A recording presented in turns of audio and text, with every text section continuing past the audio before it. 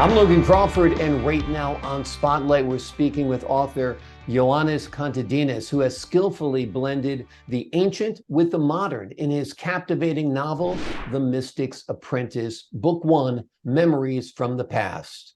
The author immerses readers in the compelling journey of his hero, whose past intertwines with his future mission in very intriguing ways. We're delighted to have this author join us here today on Spotlight, and we thank the team at Prime 7 Media for helping us put him in the spotlight today.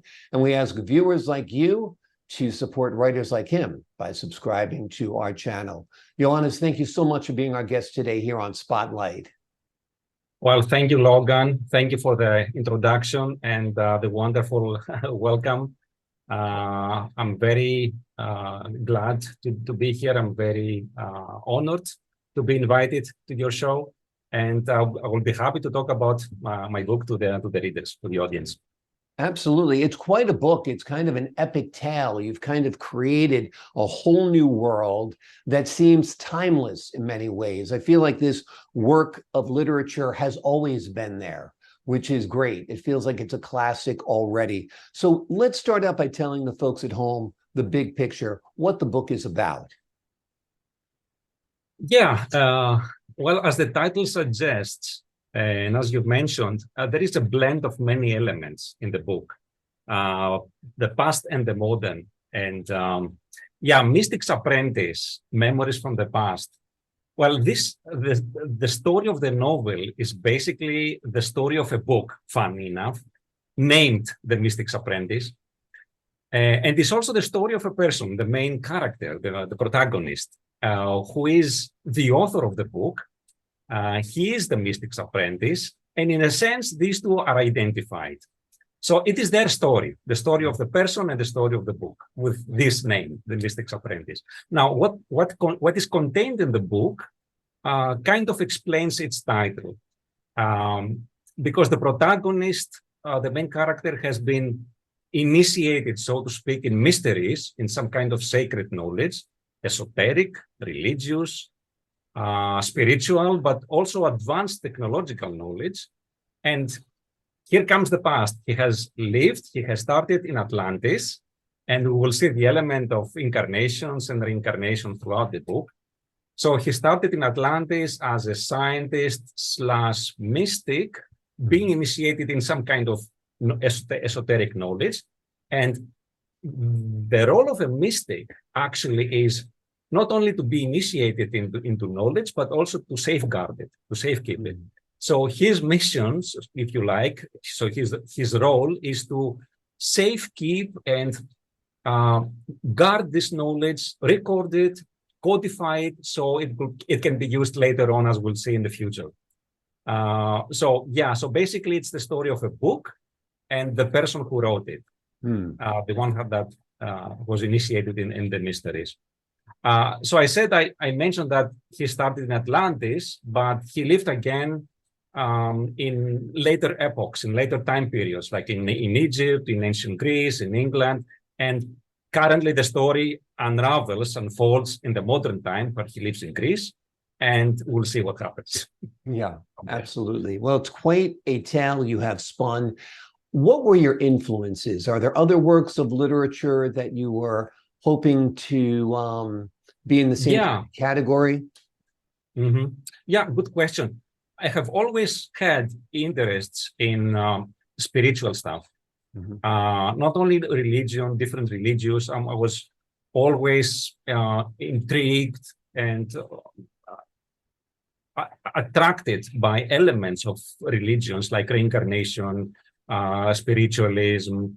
And I've always had keen interest in mysteries, in civilizations, in metaphysics, as well as science, because it's my background. I'm trained as a physicist. So I came to blend all these things, all my interest into this book. So yeah, having read Plato, the recounts on Atlantis, having read Berlitz's ancient civilizations, recounts about Atlantis, recounts about, ancient Egypt, and blending in with all my interests of metaphysics, spiritualism, and science gave this result. And So we'll see all these elements blend into the book. Well, they're great elements. They blend together perfectly. Now, I got to ask you, as a man of science, do you believe in this mystical realm at all? Do you feel that there's a place for it somehow on some level here in our world? Definitely. As a scientist, as you said, I like to explain things scientifically. And there must be more than meets the eye. I mean, we constantly revise our theories about the physical world, about reality, about the nature of matter, the nature of the universe. And we always astonish ourselves when we come to see new discoveries and explain things that before were unbelievable to us. And for example, we talk about the quantum fields, we talk about virtual particles in physics, things that are almost metaphysical and spiritual. And I think there must be some connection somewhere. And we have to, at some point, make a leap of faith and say, okay, let's imagine these things, and we'll try to explain them scientifically at some point, maybe later, 100 years, who knows? Exactly. And there's certain things science just can't explain, whether it's a dad lifting a car off of his son after a car accident or whatever. Definitely. Things that go beyond the realm of humanity at times, both good and evil, I guess, that kind of stretch the boundaries of science. In your book, you talk about messages from antiquity that are contained within. How do they relate to the modern day reader?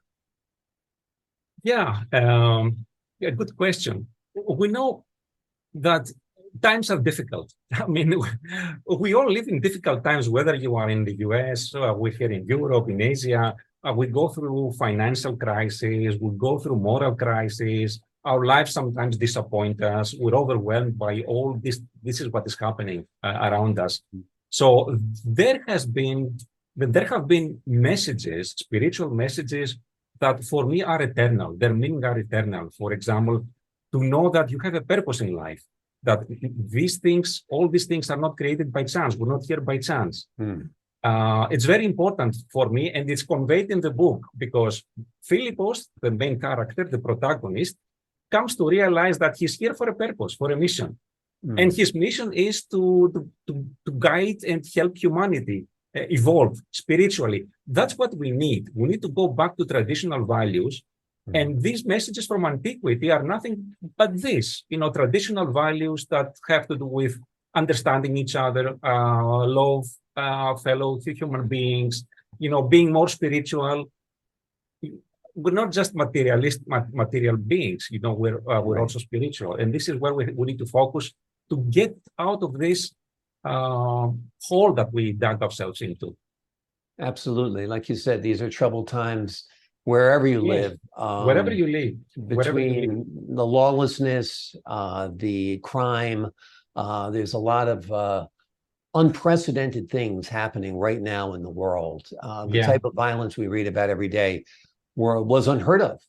Absolutely unheard of in my beginning of my career as a journalist. Now it's day in, day out. So it is mind-boggling. And go ahead, my friend. Sorry, just to finish this up. And I hope that the final message that comes across to the readers is that of hope, that, okay, we understand that we're here for a purpose. It's not by accident, and we're guided by good powers. In my book, I talk about spiritual guides that come to help the main characters, Philippos and Maria, the protagonists. And this is something that I want to convey to readers, that we're not here alone. Whether you want to call them angels or spiritual guides or whatever, there is hope. Yeah, that's a very important message, that there is hope. Absolutely. This is book one. How many books are you anticipating? Have you written any of the other books? Where do you see the story going? Yeah, well, this is book one, Memories from the Past, and I kind of left it unfinished, so I'm expecting a book two. It's not out yet. It's in the writing. I'm preparing it. I don't know when it will come. I also want to see the response from the audience, from the readers. and see how to take it from there. But yeah, I will expect to have a continuation of the story. There is a romance element, there is a suspense of thriller element, bad guys chasing good guys, the good versus evil story. Yeah. So yeah, there is action also in the story, not just spiritualism, but action, and it will continue. It will continue. With all that action, I got to ask you, Christopher Nolan came to you to make a movie out of this. What would you say? Would you be happy to see this on the big screen? Oh, absolutely. I think it has elements that can be adjusted for film, for TV. I already had an offer, a suggestion for a cooperation from a producer. So I think it has elements to become a good film. Yeah. Absolutely. Absolutely. Yeah. Like I said, it seems like a timeless tale. It seems like it's always been there. It seems like when I read this book, it's a book that somebody might have read 50 years ago, but it's not. It's a book you've recently written. You've written a classic. You've written an epic tale. And I think that is a wonderful thing indeed.